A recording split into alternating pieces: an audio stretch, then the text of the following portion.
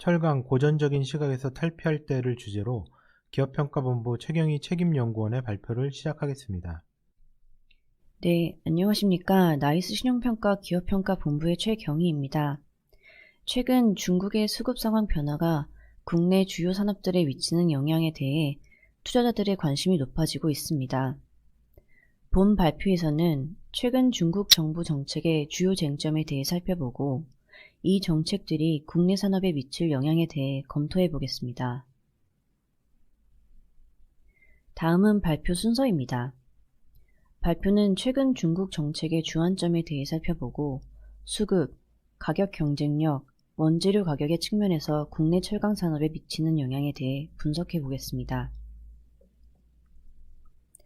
첫 번째 순서로 중국 정책의 키워드입니다. 우선 최근 중국 정부의 정책 배경에 대해 설명드리도록 하겠습니다.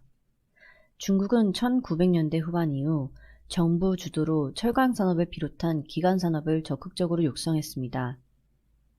이러한 전략은 2000년대 초반 중국의 시장 개방에 따라 본격화되었으며 타 국가 대비 낮은 인건비와 사회주의 국가 특유의 정부 추진력을 바탕으로 큰 성공을 거두었습니다. 그러나 중국은 2010년대 이후 경제 성장률이 둔화되면서 기존 성장 방식의 한계를 체감하게 되었습니다. 아울러 2020년 발생한 코로나19 사태 이후 중국을 향한 환경 문제의 압박이 점증되면서 최근 중국 정부는 효율성과 질적 성장을 강조하는 정책으로의 전환을 보이고 있습니다. 그러면 최근 중국 정부 정책의 주요 내용에 대해 말씀드리겠습니다. 지난 2022년 2월 중국 정부는 철강 업종의 질적 발전에 대한 관한 지도 의견을 통해 2025년까지의 산업 목표를 발표했습니다. 해당 의견서에 따르면 중국 정부의 중단기적 목표는 크게 인수합병 등을 통한 산업 내 효율성 제고, 탄소 저감이 가능한 친환경적 생산 장려, 원재료 공급 안정화 및 고급 철강제 개발 등을 통한 질적 성장입니다. 다음 장부터는 각각의 정책의 세부 내용과 그 정책이 철강 산업에 미치는 효과에 대해 분석해 보겠습니다. 첫 번째로 효율성 제고 정책입니다. 중국이 철강 산업의 효율성 제고를 위해 진행하고 있는 정책은 인수합병 및 구조조정의 적극 장려, 산업 내 스마트 제조 표준 체계 구축, 타 산업과의 융복합 발전 추진으로 크게 세 가지입니다. 특히 이 중 기업들의 대형화를 통한 산업 집중도 제고 정책은 무분별한 생산을 제한해 산업 내 공급 리스크를 감소시킬 것으로 예상됩니다. 구체적으로 2021년 기준 중국 상위 10개사 집중도는 40% 내외로 중국 정부가 목표하고 있는 60% 수준에 현저히 못 미치는 수준입니다.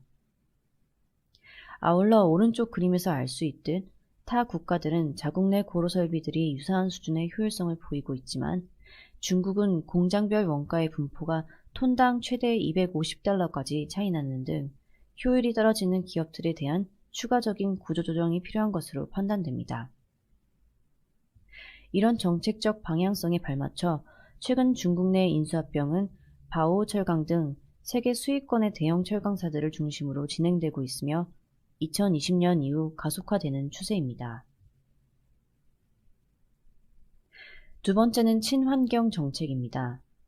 중국의 친환경 정책은 신규 고로 증설을 금지하고 전기료 생산 비중을 2025년까지 15%로 상향하며 철 스크랩의 재활용 가공 체계를 만연토록 하고 있습니다.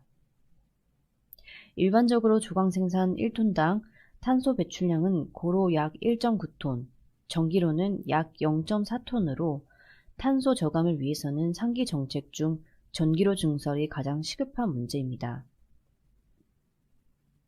그러나 세계철강협회에 따르면 2021년 기준 중국의 전기료 비중은 10.6%로 세계 평균인 28.9%에 못 미치는 수준이며 주요 철강 생산국인 인도와 미국 대비 현저히 낮은 수준입니다. 환경 문제는 철강 시장에서 중국의 지배력 확대를 견제하려는 미국과 유럽에 빌미를 제공하고 있으며 해외 지역 투자를 통한 우회적인 증설은 자국 내 탄소 배출 문제의 근본적인 해결책이 될 수 없는 점을 고려할 때 향후 중국은 보다 적극적으로 전기로를 증설할 것으로 예상됩니다. 마지막으로 질적 성장 정책입니다. 중국은 철강 산업의 질적 성장을 위해 철광석을 중심으로 한 원재료 자체 조달 비율을 높이고 특수강 등 고급 강조군 개발하며 각 분야의 전문 대형 기업을 육성할 계획입니다. 특히 이중 원재료 자급률 제고 정책은 특정 국가에 편중된 수입처를 다변화해 중장기적으로 주요 자원의 안정적인 공급을 마련하고 타국 대비 높은 원재료 조달 비용을 낮춰 원가 경쟁력을 제고하려는 의도를 담고 있는 것으로 보입니다. 원재료의 자체 조달 논의는 주요 수입국인 호주와 코로나19로 인해 관계가 악화되면서 본격화되었습니다.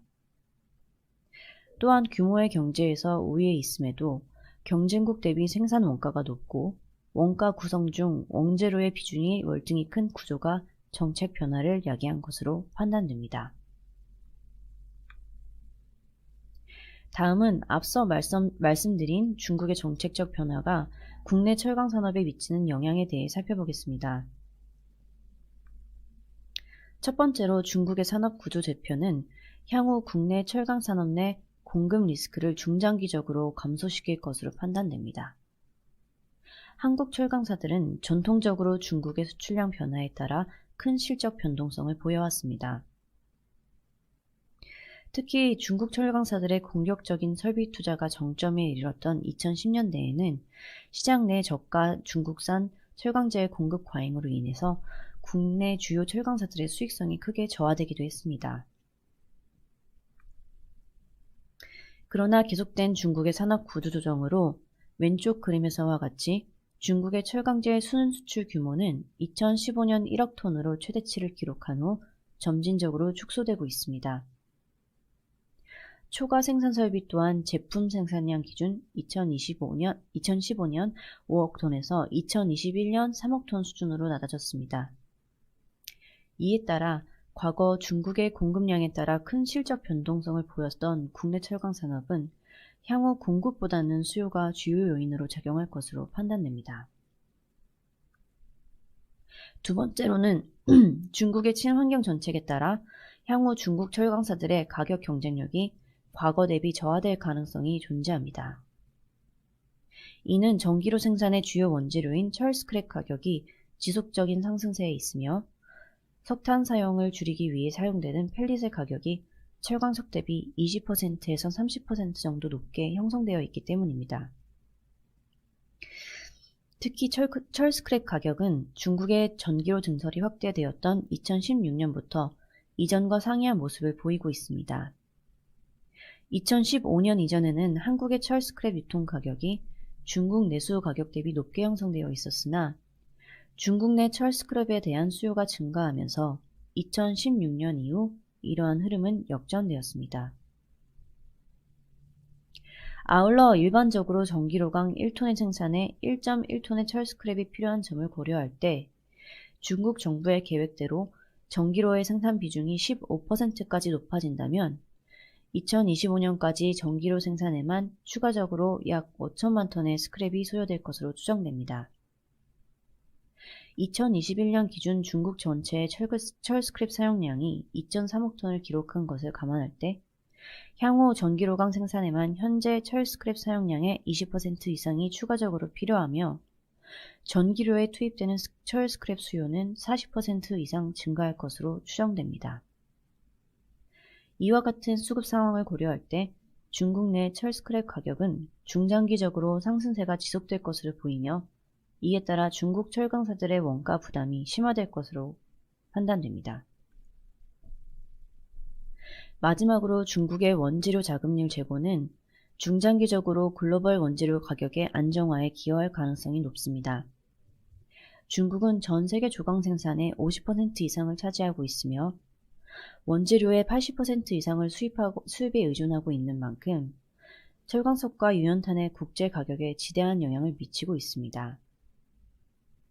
특히 수입 의존도가 절대적인 호주와의 외교적 마찰로 중국은 2021년 이후 호주산 유연탄 수입을 전면 금지했으며 러시아로 수입선을 교체하는 등 국제 광물 시장의 교란을 야기했습니다.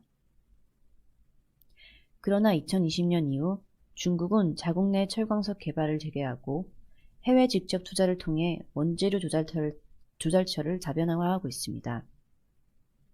물론 중국은 2023년 1월부로 호주산 유연탄 수입을 재개하는 등 단기적으로는 호주에 대해 수입 의존도가 재차 높아질 것으로 보이지만 국가 안보적 차원에서 안정적인 자원 조달의 중요성을 인지한 이상 원재료 자급률 제고 노력은 중장기적으로 지속될 것으로 판단됩니다. 종합하면 중국의 효율성 강조 정책은 국내 철강 산업의 공급 리스크를 감소시켜 향후에는 수요가 보다 더 중요한 요인으로 작용할 것으로 보이며 친환경 정책에 따른 전기료 증설은 중국의 가격 경쟁력을 저하시킬 가능성이 존재합니다. 마지막으로 중국 정부의 원재료 자급률 제고 정책은 중장기적으로 글로벌 원재료 가격의 안정화에 기여할 가능성이 높은 것으로 판단됩니다. 앞서 말씀드린 정책들은 목표가 실현되기까지 짧게는 5년, 길게는 10년 이상이 소요되는 중장기적인 로드맵이기 때문에 단기적으로는 큰 효과를 보지 못할 수도 있습니다. 그럼에도 불구하고 중국 정부가 실현하려고 하는 산업의 구조적 개혁은 그 방향성이 명확하며 한국 철강 산업에 지속적인 영향을 미칠 것으로 판단됩니다. 이상으로 오늘 발표를 마치겠습니다.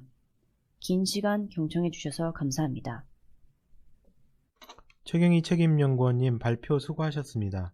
지금부터 Q&A 시간을 갖겠습니다. 실시간 질문에 앞서 사전에 접수된 질문을 세션별로 확인해 보겠습니다. 첫 번째 질문입니다. 2023년 철강산업 업황과 국내 철강사들의 실적 방향성에 대한 답변 부탁드립니다. 네, 답변 드리겠습니다. 세계철강협회에 따르면 2023년 글로벌 철강 수요는 전년 대비 1.4% 감소할 것으로 보입니다. 다만 중국의 리오프닝 효과 등을 고려할 때 하반기에는 업황이 완만하게 개선될 것으로 예상됩니다. 전방 산업별로는 자동차와 조선은 양호한 수요가 유지될 것으로 전망되며 건설과 가전은 부진한 업황이 지속될 것으로 판단됩니다.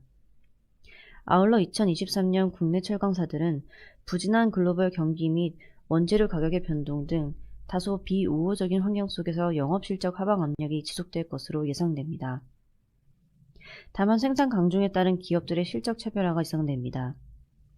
특히 고유가 및 미국 인플레 감축법의 수혜를 입은 원유 수송용 강관 제조사와 선박 건조 작업이 본격화되어 수요가 안정적인 후판 제조사들은 양호한 실적을 보일 것으로 전망됩니다. 이상입니다. 두 번째 질문 드립니다. 향후 주요 원재료 가격의 방향성에 대해 답변해 주시기 바랍니다. 네, 답변 드리겠습니다. 크게 철광석과 유연탄으로 나누어 설명드리겠습니다. 우선 철광석은 2023년 초 중국의 봉쇄 정책 해제 이후 제조업의 지표가 회복세를 보이면서 소폭의 상승을 보였습니다. 다만 전 세계적인 철강 수요 둔화 및 중국의 조강 생산 감상 정책 기조를 고려할 때 중기적으로는 톤당 110에서 120달러 수준이 유지될 것으로 보입니다.